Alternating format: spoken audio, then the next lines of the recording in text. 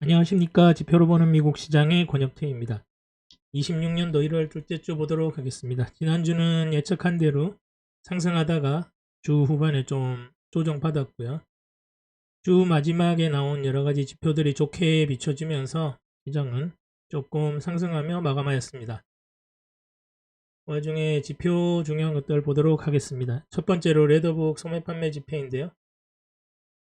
지지난주에 GDP가 거의 명목 GDP 8% 나왔습니다. 명목 GDP가 실제로 사람들이 거래하는 금액입니다. 뭐 인플레이션율을 적용하면 실질 GDP가 어쩌고저쩌고 우리들 지갑에는 아무 상관없는 수치고요. 명목 GDP가 내 지갑에서 나가고 들어오는 돈입니다. 8%입니다. 지금 뭐 월급이 8% 안 올랐으면 세상에 뒤떨어지고 있다고 뭐 그냥 일반적으로 다들 느끼는 거죠. 30년 담보대출 금리 보시면 이제 연준 새 의장 체제 들어가면 무조건 금리 낮출 거다. 중간선거도 있고 트럼프가 지금 이 물가가 하도 오르니까 본인은 뭐 집권하고 나서 뭐 이전 정부 탓이라고 합니다만 뭐 그것도 맞는 말이죠.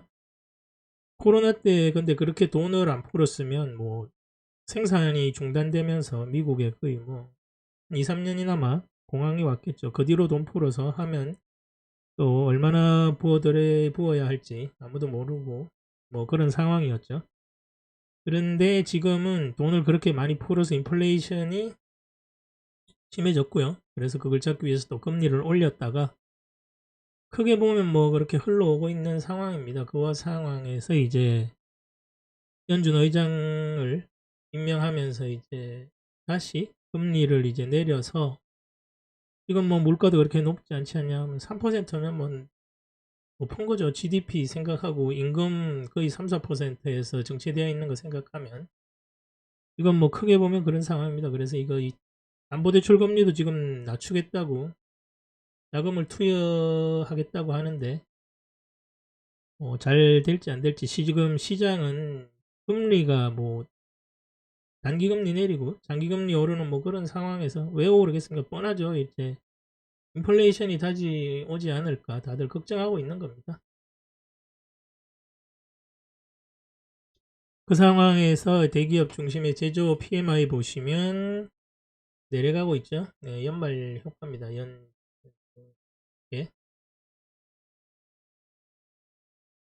지금 뭐 여러 가지 이 당시에는 수입을 엄청 했었고 지금은 수입을 안 하니까 이런 차이가 나오는 거죠. 그리고 이제 재고로 쌓여 있던 거 다 상품으로 했고 그러면서 이제 계절적 요인 종료되면서 PMI는 좀 내려가고 있습니다. 그런데 반면에 서비스 PMI는 소비 부분이 엄청나게 성장하고 있죠. 미국 경제의 7, 80%가 다 소비 부분에서 나오니까 서비스 쪽은 계속 호황입니다. 그러니까 뭐 제조업은 그래도 뭐 나쁘지는 않고 미국의 서비스는 좋은 상황입니다. 이건 뭐 여러 가지 금융 정책 효과가 지금 많이 시장에 퍼져 있기 때문으로 보여집니다. PMI가 이렇게 뭐 제조업은 안 좋고 안 좋다기보다는 조금 뭐 그런 상황이고 서비스는 호황이죠. 벌써 몇 번째 이렇게. 그러면 이제 시장은 좀 좋은 쪽으로 나가겠죠. 왜냐하면 뭐 주류 7, 80%를 차지하는 쪽이 호황이니까 증시도 계속 좋아질 것으로 보여집니다. 말씀드린 대로 이제 PMI가 안 좋아지니까 당연히 공장 주문도 안 좋아지겠죠. 재고로 쌓아놓은 거 다 해가지고 뭐 연말에 다 팔아버렸으니까 서비스가 당연히 좋을 수밖에 없고 서비스 화랑으로 증시는 좋아집니다. 이농업 생산성인데 이게 제일 어떻게 보면 시장의 반등에 상승적으로 돌아서는데 제일 큰 요인이 아니었나 싶습니다. 노동 생산성이 상승하면서 물가가 그렇게 이제 뭐 커지지 않을 거라는 그런 면도 있고요. 그리고 이게 또 코로나 때부터 쭉 올라오면서 시간이 지나면서 생산성을 계속 올라가니까 단위 노동 비용도 감소하고 기업들 이익도 늘어나고 물가 하락도 이제 좀 안정적으로 바뀌질 것으로 다들 보고 있는 것 같습니다.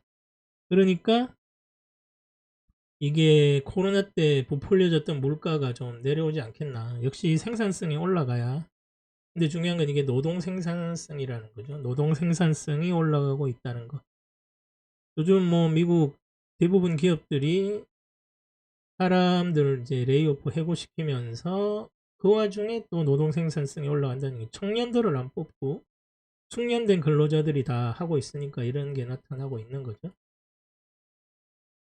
자본 생산성은 뭐 금리니까 뭐 그거는 금리 사이클 따라서 움직인다고 보시면 되고요. 제3요소 생산성도 요즘 뭐 자동화하고 있으니까 거기도 올라가서 전체적으로 이렇게 생산성이 올라가고 있는 추세입니다. 뭐 다 좋은 얘기죠. 네, 다음으로 이제 톨트 고인자 숫자인데 보시면 뭐 코로나 이후 장기 추세적으로 일단 많이들 사라져서 그리고 거기서 또 뭐 하여튼 전체적으로 시장이 좀 수축되는 뭐 그런 상황입니다. 장기 추세적으로 일자리 수가 감소하고 있고요. 노동 공급도 줄고 모든 게 다 줄어들고 있습니다. 실업률은 쭉 올라가다가 연말 연시에 좀 상황이 나아진 건데 중요한 건 이제 AI로 인해서 레이오프 해고가 많이 일어나던 게 좀 일단락된 게 긍정적인 요인으로 작용하지 않았나 싶습니다. 뜯어보면 뭐 다들 그런 식입니다.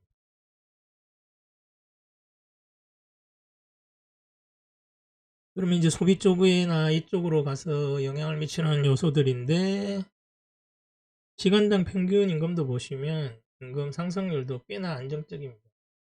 명목상 GDP가 8% 가까이 되는데 임금 상승률은 0.3 뭐 이 정도면 저소득 근로자 중에서는 힘든 이유가 다 여기 있는 거죠. 한 달 이전에 이제 취직해서 월급을 실제로 받은 숫자는 계속 추세적으로 이것도 좀 줄어들고 있습니다.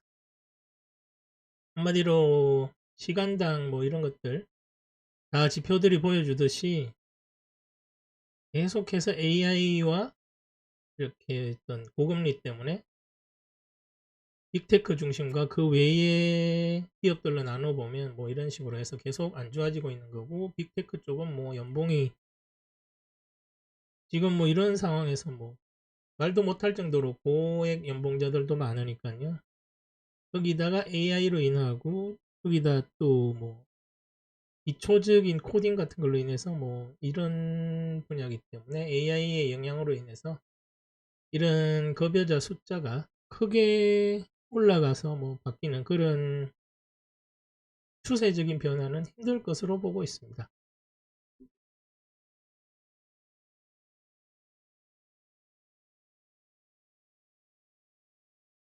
예, 지금 뭐 그래서 말씀드린 것처럼 시장이 반등 후에 조정받고 지표 때문에 다시 상승했고요.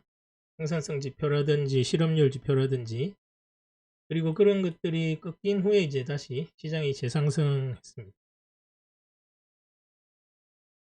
뭐 시장이 생산성과 뭐 금리 이런 쪽이 주로 큰 축인데 AI 영향력도 좀 있긴 하지만 지금 봐서는 뭐 시장이 계속 상승할 것으로 지금 예측이 됩니다.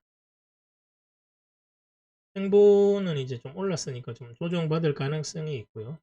이번 주에 중요되는 지표, 발표되는 주요 지표 중에 물가 지표인데 뭐 물가 지표가 높게 나오면 약간 좀 조정받을 수도 있겠지만 지금 기업들 실적이 지금 뭐 대부분의 기업들도 좀 좋게 나오고 있거든요. 지금 명목 GDP가 8%인데 기업들 실적이 나쁘게 나온다는 얘기는 말이 안 되는 얘기죠. 그래서 전체적인 추세는 일단 상승 추세로 진입한 걸로 보여집니다.